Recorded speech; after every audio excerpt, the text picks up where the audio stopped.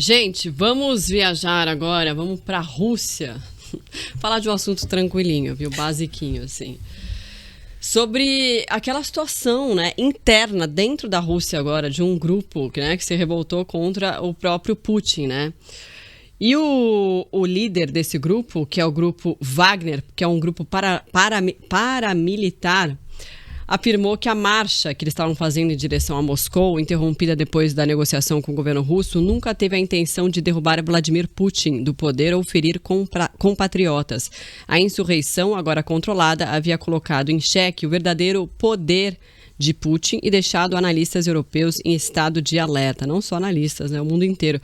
O verdadeiro objetivo era evitar a destruição do Wagner. E aí, agora, hoje, acho que foi à tarde ou de manhã, o presidente da Rússia, Vladimir Putin, afirmou que o motim do grupo Wagner seria destruído de qualquer maneira. Bom, é uma história, assim, cabeluda, né? Porque o que aconteceu? O grupo Wagner, que é esse grupo de mercenários que apoia a Rússia na guerra, né, da Ucrânia, fez esse motim contra o Ministério da Defesa russo, que o líder desse grupo não se dá com o ministro da Defesa. E ameaçou marchar até Moscou. Eles estavam fazendo essa marcha até Moscou, até que no meio do caminho houve essa negociação entre o grupo e o governo de Vladimir Putin. No meio do caminho, depois de uma negociação entre o líder do Wagner, que é o Prigozhin, né, que fala? Yevgeny Prigozhin. Ixi, olha, eu não vou nem me atrever a falar, porque ele já falou tão bonito. E o governo russo e os paramilitares abortaram, então, essa operação. De certa forma, esse conflito, né, que é um conflito interno, né, que é de, querendo ou não, de russo contra russo, né, se você for pensar assim. Traição, né? Foi uma traição, né, porque o que o grupo fala? Que teve um ataque nos acampamentos onde esses grupos ficam, um ataque feito pela própria Rússia, e aí eles começaram a fazer essa marcha em direção a Moscou e, assim, matando todo mundo que viesse pela frente, né. Isso, de certa forma, o que vocês acham, né? Enfraquece Vladimir Putin internamente e também para o mundo, né? Em relação à guerra na Ucrânia. Olha, eu não sou especialista em cobertura internacional, mas eu acompanho o noticiário, né? E o que eu estava vendo que os especialistas dizem é que, primeiro, por se sentir apunhalado, como o Putin disse textualmente até, existem duas respostas, e uma delas é interna até, né? Porque a polícia russa vai endurecer o policiamento contra o cidadão russo mesmo, porque assim como existe o grupo Wagner, existem outros grupos paramilitares dentro da Rússia, que assim como o Wagner apoiaram a Rússia em algum momento e que também já manifestaram insatisfação. E tem outra coisa que eu acho que é a reação contra o grupo mesmo, porque isso é histórico em guerra, né? Quem sofre uma ofensiva contra-ataca.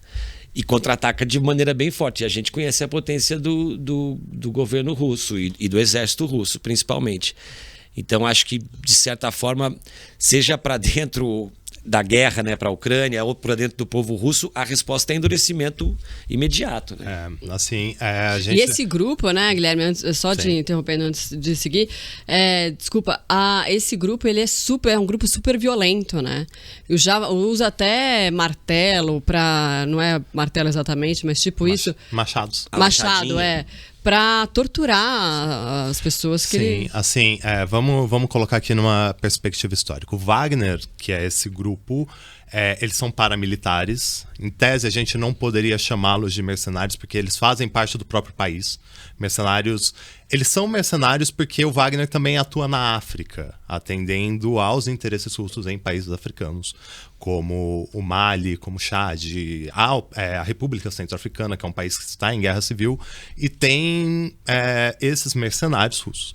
E eles atuam na Ucrânia, e eles são ex-militares afastados do exército russo, ex-militares afastados de exército de outros países da ex-União Soviética e ex-prisioneiros. Então, assim, eles são conhecidos realmente pela sua violência. O que a gente estava conversando hoje na redação, inclusive com outros jornalistas, é que, assim, o Putin, ele está há 24 anos no poder, quase que de maneira ininterrupta. Ele colocou um sucessor no meio do caminho, depois ele desistiu dessa ideia. Mas ele é a figura indiscutível de poder e pela primeira vez ele foi seriamente ameaçado. Internamente. Assim, ele já foi ameaçado por outros países, já houve... A gente já falou sobre uma possível terceira guerra mundial, começando por aí, mas pela primeira vez o poder dele dentro do país é ameaçado. E é ameaçado por uma pessoa que era muito próxima a ele. O Yevgeny Prigozhin, ele era o antigo chefe de cozinha dele. E assim, para uma pessoa que trata a amizade de uma maneira muito forte, como é o Russo e como é o Putin, a gente até falou hoje, durante a apuração, que é como se a pasta de dente tivesse saído do tubo. Agora ela não volta mais. Assim, o Putin vai dar uma resposta exemplar, ele deve matar o Prigozhin em algum momento. Que, enfim, dado todos os envenenamentos que a Rússia teve nos últimos 100 anos, nos últimos 20 anos dentro do governo Putin, não é... Se não vai matar, vai asfixiar, né? O entorno, de alguma forma, né? Mas assim, há também, só encerrando, há uma questão muito, muito relevante nessa história, que é pela primeira vez um grupo militar privado ameaça um Estado. Eles começaram a marchar em direção a uma capital e eles não são necessariamente ligados a um país, como a gente tem se acostumado a ver nos últimos 300 anos, que um país tem um exército, esse exército invade outro país, esse exército ataca outro país. Não, agora é um grupo privado. E ele está atacando a segunda potência nuclear do planeta. A segunda maior potência militar do planeta. Mas o governo não financia de alguma forma? O governo financia. O governo financia, mas eles são um grupo privado. Eles não são ligados a um Estado. Financia porque quer, né? Exato. Verdade. Se um outro país financiar e pagar mais por eles, muito provavelmente eles vão deixar o governo russo na mão.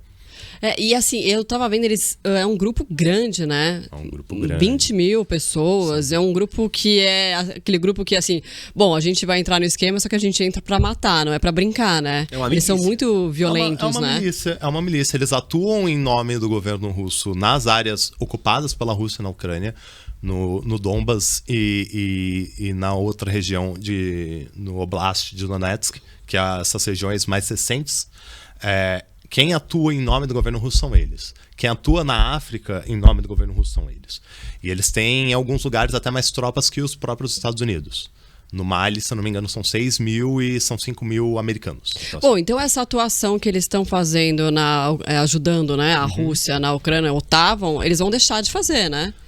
Dizem que não. Não? Dizem que não. Assim, hoje o Putin, como você citou, o Putin deu um recado muito duro aos comandantes.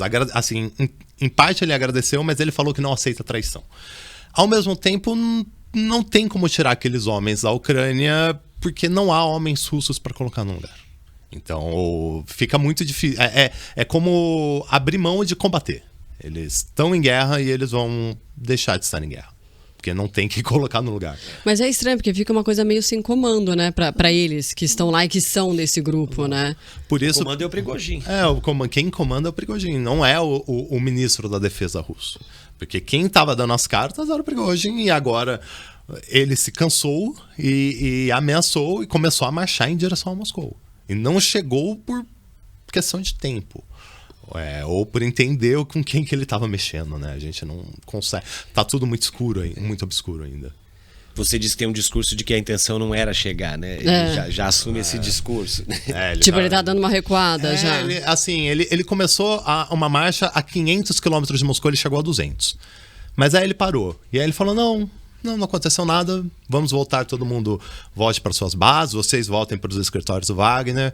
Ninguém sabe onde ele está hoje. E ele falou alguma coisa assim, né? Que eles pararam para não ser um banho de sangue, um negócio assim, né? Exato. Só falta saber de que lado.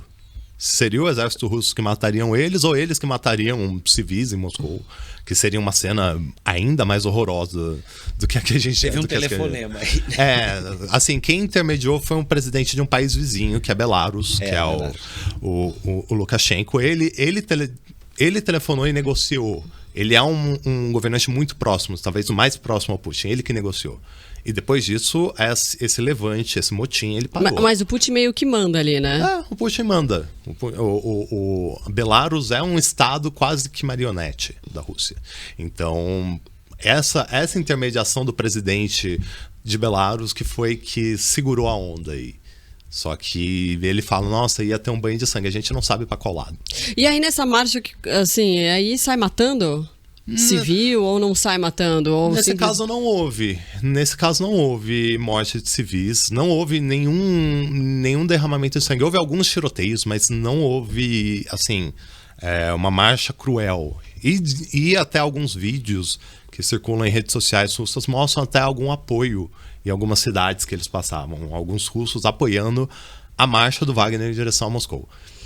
Cara, que loucura, né? E, nossa, pra gente que tá aqui é muito difícil até de compreender. Que quer acabar com a guerra, né? Exato, assim, há uma população que quer acabar com a guerra. E a gente que não se mete numa guerra há 1,5 século, desde a Guerra do Paraguai, a gente não consegue entender isso direito, né? A gente olha e acha tudo muito estranho, assim, Não, né?